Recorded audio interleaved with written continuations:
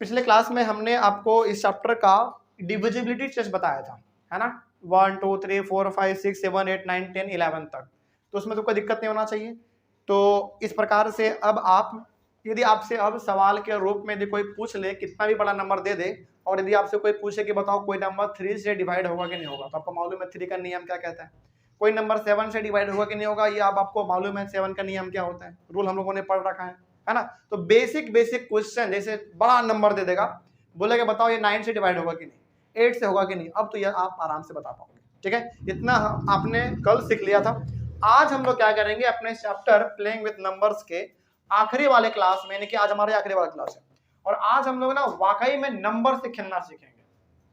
मतलब इसमें आप एडिशन, सब्ट्रैक्शन, मल्टीप्लिकेशन और डिवीजन सीखने वाले हैं, जोड़ घटाव गुना भाग सीखने वाले हैं, लेकिन थोड़ा सा ऊपर लेवल का, वो नहीं जो बचपन में करते थे हम लोग, वो नहीं, वो तो हम लोग कर चुके हैं, थोड़ा सा यहाँ पे अलग हम लोग करने वाले हैं। ठीक है, लेकिन उससे पहले आपके पास यहाँ पे 2 अलग अलग प्रकार का सवाल है, और वो सवाल उस प्रकार का जैसा कि हमने आपको इस चैप्टर के शुरुआत में ही कहा था।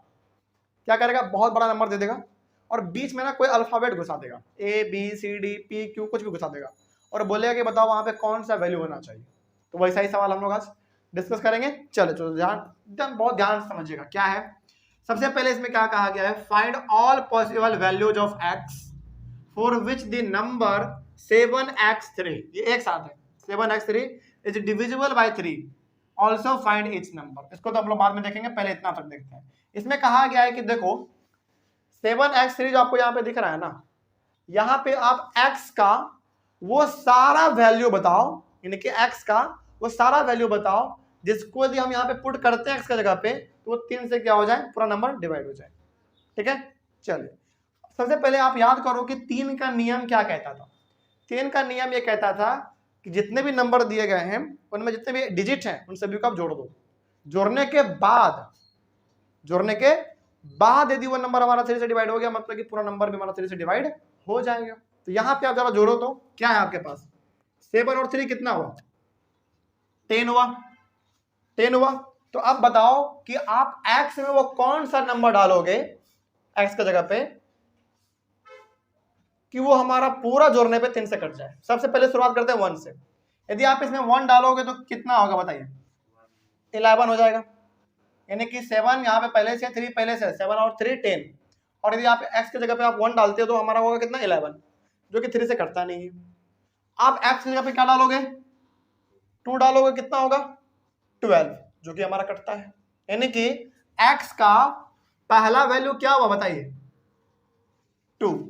क्यों 2, क्योंकि यदि आप x की जगह पे 2 लेते हो तो 7 और 2 कितना हो जाएगा, 9, 9 और 3 12, और 12 यदि हमारा 3 से कटता है, डिवाइड होता है, इसका मतलब ये पूरा नंबर भी हमारा क्या हो जाएगा, डिवाइड हो जाएगा।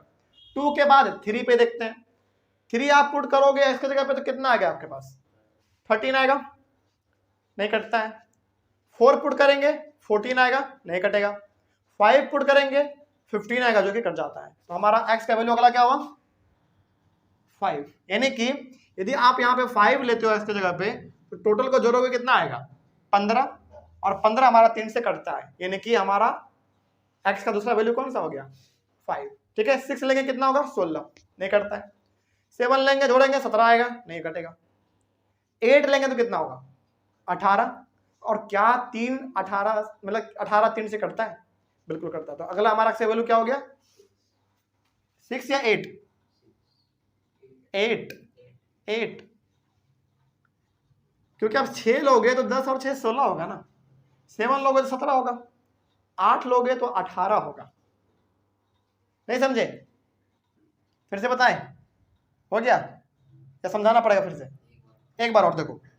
सबसे पहले आपने यहाँ पे लिया x का वैल्यू 2, 3 लोगे तो कितना होगा, 13, 3 मतलब 13, क्योंकि 10 पहले से हमारे पास है, 3 लेंगे तो 13, क्योंकि 3 का नियम क्या कहता है, सबको जोड़ो, तो 3 आप लेते हो तो 13, नहीं कटेगा।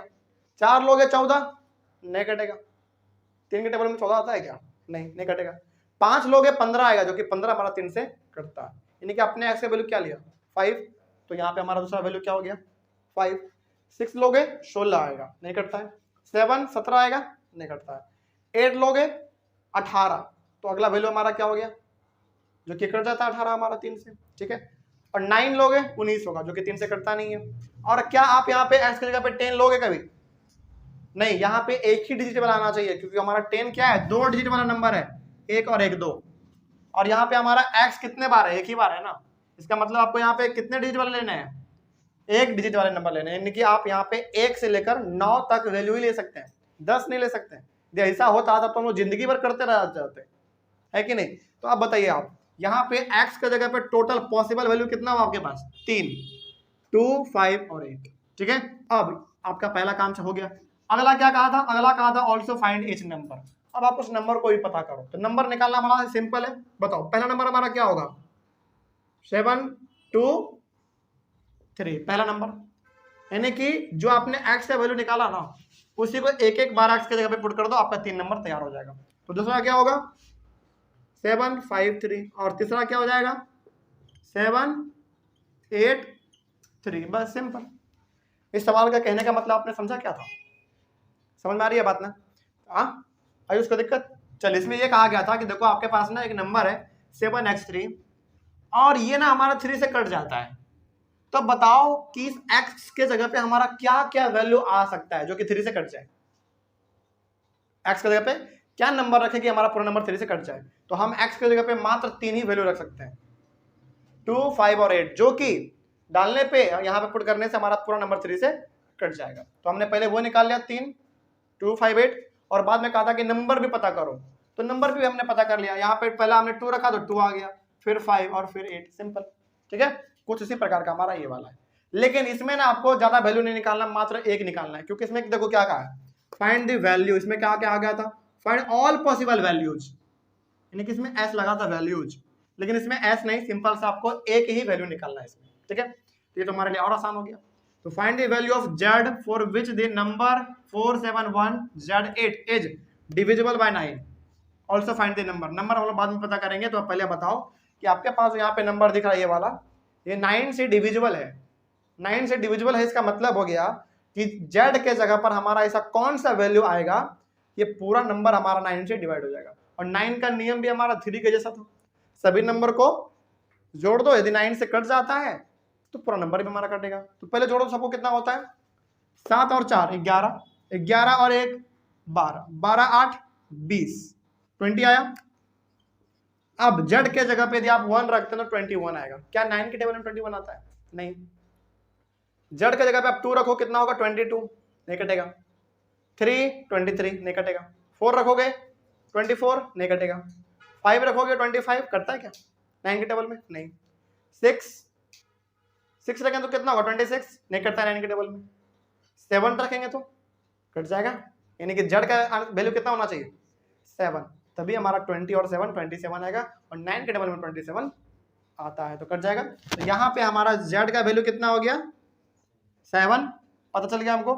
आगे कहा था also find the number. Number पता करो, अब क्या कर लेंगे, वही नंबर आएगा हमारा 471, और z के जगह पे बस क्या आ जाएगा 7 और 8, ये आपका नंबर है, सिंपल। ठीक है, तो ऐसा सवाल ना बहुत आपके बुक में दिया हुआ है, आप इसको सोच समझ के बनाइएगा।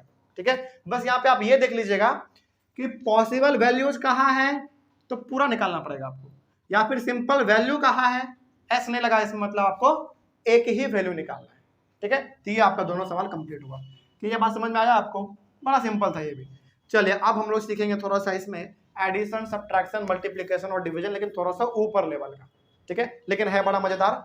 चलिए, हम चाहते हैं कि आपका ध्यान थोड़ा सा इधर हो, क्योंकि ये बहुत ही पेचीदा चीज है। ठीक है, देखिए पहला सवाल है हमारा एडिशन का, ये वाला भी और ये वाला भी। सब्ट्रैक्शन उधर है, मल्टीप्लिकेशन भी उधर ही है, और डिवीजन भी उधर ही है। देखो यहाँ पे कह रहा है ना Q है, इस Q के जगह पर हमारा ऐसा कौन सा नंबर आए कि उसको 3 से ऐड करने पे हमारा यहाँ पे 1 आ जाए। यानी कि Q के जगह पे हम ऐसा कौन सा नंबर लेंगे कि 3 से ऐड करने पे हमारे पास यहाँ पे 1 आ जाए। सोचो जरा आप। नहीं, -2 नहीं, यहाँ पे सिंपल से ऐड करना है हमको 8, बिल्कुल 8। यानी कि यदि हम यहाँ पे Q के जगह पर 8 लेते हैं, और 8 और 3 कितना होगा 11, 11 का 1 कैरी कितना 1, और वो 1 कहाँ लिख देंगे, अगले वाले पे लिख देंगे। ओके, यानी कि यदि हम यहाँ पे Q का वैल्यू 8 लेते हैं, तभी तो हम 8 में 3 को जोड़ेंगे तो 11 आएगा, और 11 का मतलब 1, और कैरी कितना 1, तो हमारा यहाँ पे आ गया। अब आप बताओ कि 1 + 1 2, अब 2 हमारे पास पहले से है, अब इस q के जगह पे और क्या लिया जाए कि 2 ऐड करने पे हमारे पास 0 आ जाए? 8 लेंगे बिल्कुल, क्योंकि यदि हम यहां पे भी 8 लेते हैं तो 8 9 और 10, तो 10 का 0 कैरी 1, तो 1 कहां लिखाएगा? अगले वाले पे। अब सबको जोड़ो, a और 3 4, 4 और 1 5, हो गया सिंपल। तो अब यहाँ पे आपने जो वैल्यू निकाला वो q का वैल्यू कितना निकाला? 8 निकाला, ये आपका आंसर है। अब इसी चीज को हम थोड़ा सा और अरेंज करके कैसे लिख सकते हैं? आप सिंपल है, 3 1 है, 3 1 लिख दो, q के जगह पे क्या डाल दो? आप 8 डाल दो, और आपके पास यहाँ पे 1 था, फिर q है तो q की जगह पे फिर से 8 डालो और 3 प्लस करके सभी का वैल्यू लिख दो। कितना था? 5 0 1। आप सभी को ऐड करके देखो, इतना आ जाएगा। इसी तरीके से वाला सवाल बनाना है, ठीक है ना? कोई दिक्कत नहीं ना? चलिए अगला देखते हैं वो वाला। चलिए जरा देखो ध्यान से, यहाँ पे 5 है और यहाँ पे c है, तो इस c के जगह पे हमारा ऐसा कौन सा वैल्यू होना चाहिए कि 5 से जोड़ने पे हमारे पास 1 आ जाए? 6 होना चाहिए, क्योंकि यदि हम यहाँ पे 6 लेते हैं, मान लीजिए, तो 6 और 5 11, 11 का 1 कैरी कितना? 1, तो हमारा 1 यहाँ पे आ जाएगा, ठीक है? अब 1 और 8 9, 9 में हम ऐसा कौन सा b का वैल्यू ले कि जोड़ने पे हमारे पास 5 आ जाए? 6। चलिए देखते हैं एक बार, यानी कि आप b का वैल्यू क्या लेना चाहते हैं? 6, ठीक है, जरा देखते हैं पहले सही है गलत। 8 और 6 14, 14 और 1 15, 15 का 5 हाथ में कैरी 1 हमारा इस वाले पे लिख जाएगा। इसका मतलब आपने जो b का वैल्यू 6 बोला वो बिल्कुल सही था, ठीक है? अगला देखो, अब आपके पास यहाँ पे 5 और 1 6, अब 6 में हम ऐसा कौन सा वैल्यू ले 1 के जगह पर, a के जगह पर, कि हमारे पास 3 आ जाए? फिर से सोचो जरा, क्या बोले संचित? चलो संचित का एक बार सोचते हैं। 8 यदि हम यहाँ पे लेते हैं, जैसे संचित ने कहा कि सर 8 लीजिए, यदि हम 8 लेते हैं, ठीक है, 8 और 5 कितना? 13, 13 और 1 14, 14 का नहीं, गलत हो गया संजीत तुम्हारा। देखो बड़ा सिंपल था ये, आपके पास यहाँ पे जो आया 15, 15 का 5 कैरी 1, आपने यहाँ पे लिख दिया 1, 1 और 5 तो आपके पास पहले से, यानी कि 6 आपके पास पहले से। अब 6 में कितना जोड़े कि हमारे पास 3 आ जाए? कितना जोड़ोगे? 7, हाँ या ना? क्योंकि यदि हम यहाँ पे 7 लेंगे तभी तो 7 और 6 कितना होगा? 13, 13 का 3 और कैरी 1, तो 1 किस पे लिखाएगा? अगले वाले पे, ठीक है ना? अब देखो 6 और 1 7 आपके पास है पहले से, तो d के जगह पे ऐसा कौन सा वैल्यू लेके हमारे पास 9 आ जाए? 2, सिंपल, क्योंकि 6 और 1 7 पहले से हमारे पास है, 2 ले लेंगे तो 9 हो जाएगा, तो d का वैल्यू कितना? 2, सिंपल, ओके ना? चलिए आगे बढ़ते हैं। लास्ट में ना आप लोग ये कैरी वाला मिटा दीजिएगा, नहीं तो थोड़ा सा ये गंदा दिखने में लगने लगेगा। लास्ट में ये कैरी वाला करने के बाद आप लोग मिटा दीजिए। चलिए इसका ना थोड़ा सा ऊपर लिख देते हैं, क्या वैल्यू आपने निकाला है वो देख लेते हैं। ए का वैल्यू कितना निकाला आपने वो बताइए, बी का बताइए, और फिर सी का भी और डी का भी बताइए। ए का वैल्यू कितना आपने निकाला? 7, बी का 6, सी का 6, डी का 2, ये आपका वैल्यू आएगा। अब इसी को हम लिखना चाहेंगे थोड़ा सा सजा के, तो कैसे लिखेंगे बताइए? 6 7 6 5, इधर 6 8 5 2, पूरा क्या हो जाएगा? 1 5 3 9, बस हो गया, ठीक है? तो ऐसे ही करना होता है, इसमें और कुछ नहीं। और इसी प्रकार का अब आपके पास माइनस वाला है, बनाया जाए इसको, बड़ा मजेदार है। यहाँ पे तो हम बहुत कम सवाल लिखे हुए हैं, लेकिन आपके बुक में ना इससे भर भर के सवाल दिया गया है, तो इसको आप बनाइएगा, ठीक है? बहुत मजा आता है इसको बनाने में। बस थोड़ा सा आपके लिए ना, जब इसको बनाइएगा ना, और खास करके एडवाइस ये रहेगा कि आप इसको तब बनाना जब आपका माइंड बहुत शांत रहे, ठीक है? चलिए देखा जाए, आखिर आप यहाँ पे a के जगह पर ऐसा कौन सा वैल्यू लोगे उसमें 8 माइनस करने पे हमारे पास 3 आ जाए? देखो यहाँ पे ना इस वाले से कैरी भी लेना पड़ सकता है, इस बात को आप याद रखिएगा, ठीक है। तो बताइए ए के जगह पे हमारा ऐसा कौन सा वैल्यू होगा कि इससे कैरी लेने पे कुछ हमारा बनेगा डबल डिजिट वाला, उसमें 8 माइनस करेंगे तो 3 आ जाए। सोचो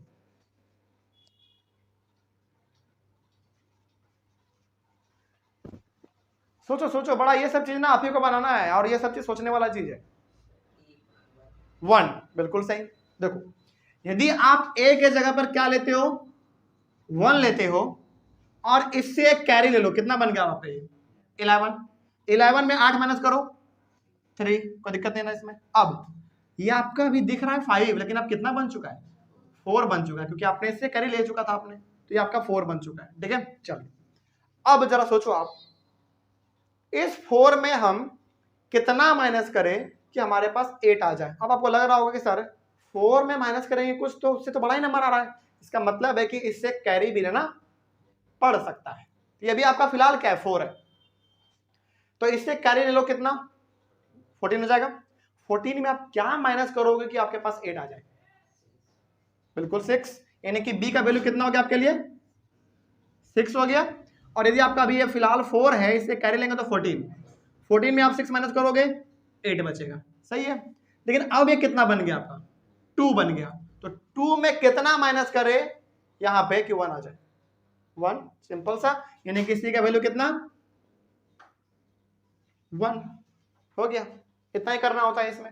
इसका वैल्यू आप लिखना चाहोगे तो बताओ, पहले ए का कितना निकाला आपने, पहले ए का लिखेंगे फिर बी का फिर सी का। ए का कितना 1, बी का सी का 1। अब इसको थोड़ा सा सजा के लिखना चाहेंगे आप तो कैसे लिखोगे, इसको आप सजा के लिखना चाहोगे तो आप लिखोगे 3 5 1 8 6 1, माइनस करोगे आपके पास आएगा 3 8 1। आप माइनस करके देख लो, बिल्कुल आपका ये सही है, ठीक है। चलिए अगला बढ़ते हैं आगे। उसी प्रकार से आपका वो वाला है, वो वाला भी कर लेते हैं थोड़ा। चलिए अच्छा चलो ये वाला भी हम लोग कर ही लेते हैं, सोचिएगा जरा, ठीक है। 5 यहां हमारे पास है, 5 में से हम क्या माइनस करें कि हमारे पास 9 आ जाए। कैरी लेना पड़ सकता है, उसके लिए कोई दिक्कत नहीं है। कितना होना चाहिए 6। आपका कहना यह है कि चलो ठीक है ये हमारा 5 है, इससे कैरी तो नहीं ले सकते हम इसमें, लेकिन मान लो कि हमने इससे कैरी ले लिया, ठीक है, बाद में देख लेंगे इसका जो भी वैल्यू होगा उसमें 6 माइनस कर देंगे। हमने माना कि हमारा 15 है, तो 15 में आप कितना माइनस करोगे कि आपके पास 9 आ जाए 6, बिल्कुल सही। यानी कि 15 में आप 6 माइनस करोगे तभी तो आपके पास 9 आएगा, ठीक है। अब रुक जाओ थोड़ा सा, आपने क्या किया था इस b से कैरी लिया था इसमें, तो अब आप सोचो कि हमारा b क्या होना चाहिए। b यदि हम 3 लेते हैं, मान लेते हैं, तो इसको आपने कैरी दिया तो आपके पास बन गया 12, b को 4 मान लेते हैं, ठीक है। यदि हमारा b 4 है तो इसको आपने कैरी दिया था तो उसके पास कितना बचा 3, यानी कि इससे आप कैरी लेंगे तो हमारा कितना बन गया 13। तो 13 में आप 8 माइनस करोगे कितना बचेगा 5। इट मीन्स हमारा बी का वैल्यू कितना होना चाहिए 4 होना चाहिए, कोई दिक्कत नहीं ना इसमें। और ये 4 है हमारा, इसको आपने कैरी दिया तो अभी हमारा 3 बन गया, यानी कि इससे कैरी लेंगे तो 13, और 13 में 8 जाएगा तो 5, ओके। और अभी आपको क्या मानना है कि हमने सी से भी एक कैरी ले रखा है, तो सी का वैल्यू क्या होना चाहिए। सी का वैल्यू यदि हम यहाँ पे आपने कहा 5, ठीक है, यदि हम सी का वैल्यू 5 लेते हैं, इसका मतलब आपने इसको कैरी दिया तो ये हमारा कितना बन गया 4, तो 4 में 2 घटाएंगे तो 2, बस बन गया, सिंपल, ठीक है। चलिए इसमें आप जरा वैल्यू बता दो आपने क्या क्या लिखा है इसमें, ए का बी का और सी का। ए का कितना है बी का 4, सी का 5। पूरा कैसे लिखोगे आप इसको 5 4 5 6 8 2, माइनस करोगे 2 5 9 आपका आ जाएगा, ठीक है। आप करके देख सकते हैं। ये आपका हो गया सब्ट्रैक्शन वाला। अब मल्टीप्लिकेशन वाला भी देख लेते हैं, ये भी बड़ा सिंपल होता है। चलिए जरा देखिएगा ध्यान से, ठीक है। ए के जगह पर हम ऐसा कौन सा नंबर ले कि 6 से मल्टीप्लाई करने पर 24 आ जाए, सॉरी 24 नहीं, हमने तो आंसर ही बता दिया 4 आ जाए, ठीक है। तो क्या लेना चाहिए बताओ 4, सिंपल सा चलो तो यहाँ पे हम ए के जगह पे क्या लिए 4 लिए, तो 6 इंटू 4 करोगे तो 24, कैरी कितना 2, तो 2 अगले वाले पे लिख देंगे, है ना। अब जरा देखो ध्यान से, 6 को मल्टीप्लाई करो 4 से, 24 और 2 26 और 2 पहले से, तो बी का वैल्यू कितना 6, सिंपल, ये तो और आसान निकला, है ना। तो कितना हो गया, यहाँ पे हो गया आपका ए का वैल्यू 4 और बी का वैल्यू 6। आप इसको कर सकते हैं, कोई दिक्कत नहीं ना होगा, बड़ा सिंपल था। चलिए अब ये वाला देखो, हाँ ये वाला सवाल आपने बता दिया तो मान जाएंगे हम। इसमें देखो यहाँ पे आप जो वैल्यू लेंगे ना, वही वैल्यू इस पे भी होना चाहिए, वही वैल्यू इस पे भी होना चाहिए। जरा सोचो कौन सा ऐसा वैल्यू ले हम। देखो यदि आप 1 1 1 लेते हो, जैसे मान लीजिए आप यहाँ पे 1 लिए, फिर यहाँ पे 1, 1 इंटू 1, हाँ ये भी ए का वैल्यू सेम, ये भी ए का वैल्यू सेम, और ये भी हमारा ए का वैल्यू सेम, बराबर होना चाहिए, यानी कि तीनों एक होना चाहिए, या तो 2 या तो 3 या तो 4 या तो साइज कुछ भी हो, लेकिन सब सेम होगा। मान लेते हैं आप यदि यहाँ पे 1 लेते हैं, सपोज करो 1 इंटू 1 आपके पास कितना आएगा 1, यानी कि तीनों का वैल्यू 1 आ गया, सही है हमारा। लेकिन जब आप 1 से 1 को मल्टीप्लाई करोगे तो क्या वो 9 आएगा, नहीं आएगा। इट मीन्स हमारा 1 होना चाहिए, यहाँ पे नहीं होना चाहिए। तो 1 के जगह पे आप 2 करके देख लो, 2 करोगे तो 2 2 जा 4, अलग हो गया हमारा। जैसे आप यहाँ पे यदि 2 लेते हैं और यहाँ भी 2 लेते हैं, तो 2 इंटू 2 4, ये तो अलग हो गया हमारा। लेकिन तीनों क्या होना चाहिए, नीचे नीचे, तो ये हमारा क्या हो जाएगा 4 हो जाएगा, जो कि गलत है। तीनों क्या होना चाहिए, सेम होना चाहिए। तो आप 2 नहीं ले सकते, 3 लोगे तो 3 इंटू 3 9 हो जाएगा, वो भी अलग है। यानी कि 3 और 3 लेते हो आप, यदि यहाँ पे मान लो 3 इंटू 3 3 3 जा 9, ये दोनों तो सेम है, लेकिन ये क्या सेम है नहीं। 4 लेते हो तो 4 4 जा, ये भी अलग हो गया। 5 लोगे 5 5 जा 25 5, तो यहाँ पे आएगा कैरी कितना 2, आप यहाँ पे लिखोगे तो यहाँ पे 5 इंटू 2, सॉरी 5 इंटू 1 5 और 2 7, लेकिन यहाँ पे तो 9 है। इट मीन्स हमको क्या लेना चाहिए, सोचो। हाँ नहीं, 6 लेना चाहिए हम लोगों को। क्यों 6 लेना चाहिए, क्योंकि देखो 1, हाँ अब समझ गए बात को। तो यहाँ पे यदि हम a के जगह पर 6 लेते हैं और यहाँ पे भी हम यदि 6 लेते हैं, तो 6 6 जा 36, 36 का 6 हाथ में कैरी कितना 3, यहाँ पे लिखा गया 3 हमारा। अब 6 इंटू 3 सॉरी 6 इंटू 1 6 और 3 9 आ गया 9, समझ गया बात को। तो यहाँ पे ऐसा आपको वैल्यू लेना है जो कि यहाँ यहाँ और यहाँ तीनों जगह पे सेम हो, और बाद में कैरी को जोड़ने पे भी हमारा 9 आ जाए। तो यहाँ पे ए का वैल्यू कितना आ गया आपका, यही आपका आंसर है। ओके कोई दिक्कत नहीं ना इसमें, चलो आगे बढ़ते हैं फिर। तो ये सब जो आपका वैल्यू आया ना, यही आपका मेन होता है इसमें।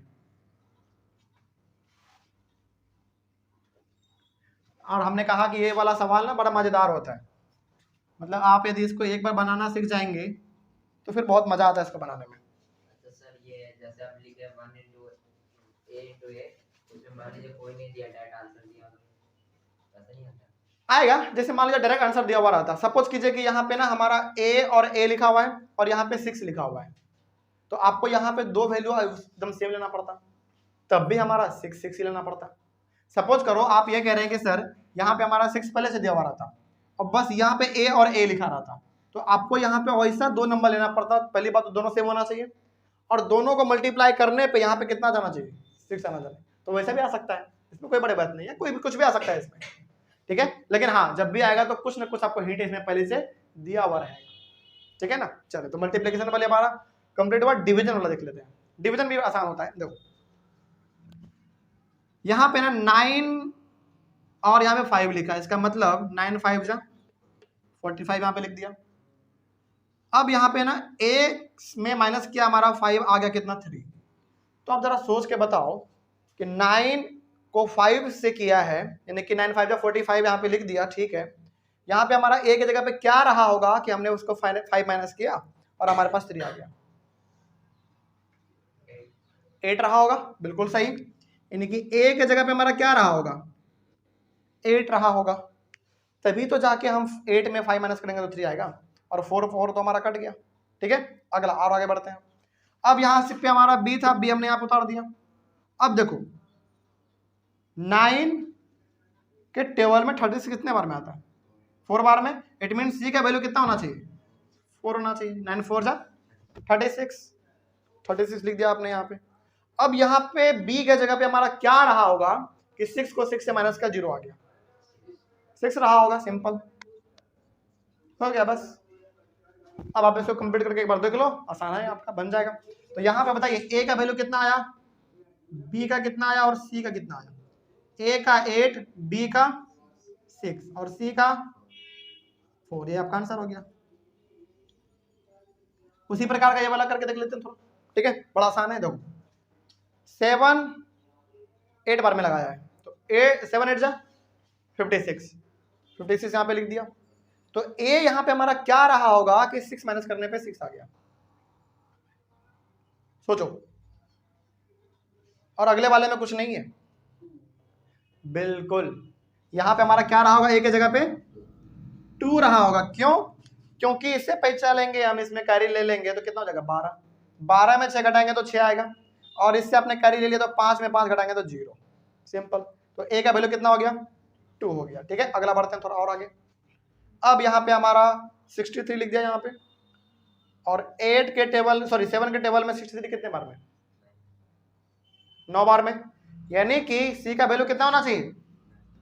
9 होना चाहिए। और यहाँ पे आपने 63 लिखा। तो बी में ऐसा क्या रहा होगा कि माइनस करने पे 0 आ जाए? 3 रहा होगा, क्योंकि 3 में 3 घटाएंगे तो तभी तो हमारा 0 आएगा। हो गया। तो बताइए यहाँ पे ए का वैल्यू, बी का वैल्यू और सी का वैल्यू। ए, बी और सी। ए का वैल्यू कितना? 2। बी का वैल्यू कितना? 3। और 6 सी का 9। ये आपका आंसर हो गया। तो इस प्रकार के सवाल को कैसे हैंडल करना है मालूम चला? चलिए, तो एडिशन, सब्ट्रैक्शन, मल्टीप्लिकेशन और डिवीजन ये भी आप लोगों ने आज सीख लिया है। ठीक है ना? याद रखिएगा, इसका ये दोनों है, इसका ये दोनों है, और इसका वाला यहाँ पे है, इसका वाला यहाँ पे है। इसका वाला केवल हमने यहाँ पे आंसर लिख दिया है, उतना आप नहीं भी करोगे तो कोई दिक्कत नहीं है। अब आपका ये आंसर फाइनल है। ठीक है, इसका वाला यहाँ पे है और इसका वाला यहाँ पे है आंसर, और इसका वाला आंसर यहाँ पे। ठीक है, चलिए ऑनलाइन में बच्चे एक बार इसका आप लोग स्क्रीनशॉट लीजिए जल्दी से। और यहीं पे हमारा ये टॉपिक भी कंप्लीट हुआ और हमारा ये चैप्टर भी कंप्लीट हुआ। ठीक है, इस प्रकार का सवाल आपके बुक में बहुत ही भर भर के दिया हुआ है, तो उसको आप बनाएंगे। कहीं पे दिक्कत हो तो आप लोग क्लास में आके पूछेगा, और ऑनलाइन वाले बच्चे आप लोग एक बार कमेंट कर दीजिएगा। ठीक है ना? तो क्या ये चैप्टर कंप्लीटली यहाँ पे समझा जा खत्म? चलिए, तो हम लोग मिलेंगे अपने अगले वाले क्लास में एक नए चैप्टर के साथ और एक नए शुरुआत के साथ। तब तक के लिए thank you very much and have a nice day.